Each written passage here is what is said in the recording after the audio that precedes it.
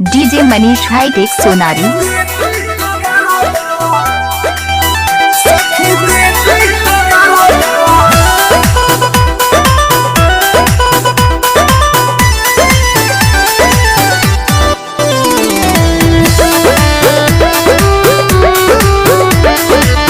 DJ Manish hi tech Sonari.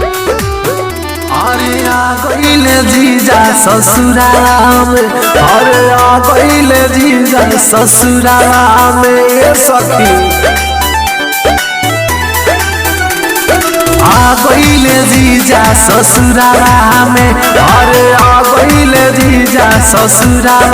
DJ Manish hi tech Sonari. DJ Manish hi tech Sonari.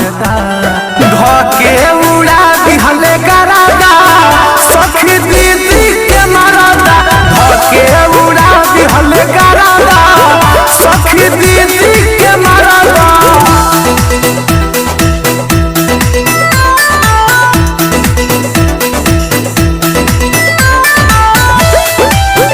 DJ Manish hi tech Sonari. DJ Manish hi tech Sonari. बाश पटेल। धोके उड़ा दिहले करादा सखी दीदी के मरादा। आवे के बाटे नहीं हमके बतावले, का कहीं सखी हमके बहुते सतावले। ए सखी सुना ना। DJ Manish hi tech Sonari. DJ Manish hi tech Sonari. कहीं सखी हमके बहुते सतावले। धोके जवनिया के पूरा झोंका झोराले। चढ़ल जवानी के बम हमर फोड़ाले। सूखल जवनिया धुरावा जस पर खाली हनी पानी के जारदा। धोके उड़ा दिहले करादा सखी दीदी के मरादा। धोके उड़ा दिहले करादा सखी दीदी के मरादा। DJ Manish hi tech Sonari.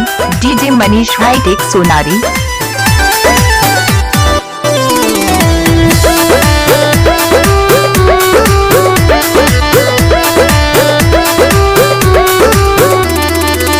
कौन मुँह लेके माई लगे जाई, सोचतानी की दीदी से बताई।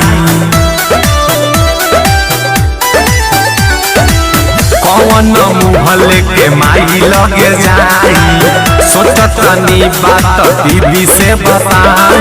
राजन बेदर्दी के छुए न दिहनी आज के जाके। DJ Manish hi tech Sonari. DJ Manish hi tech Sonari.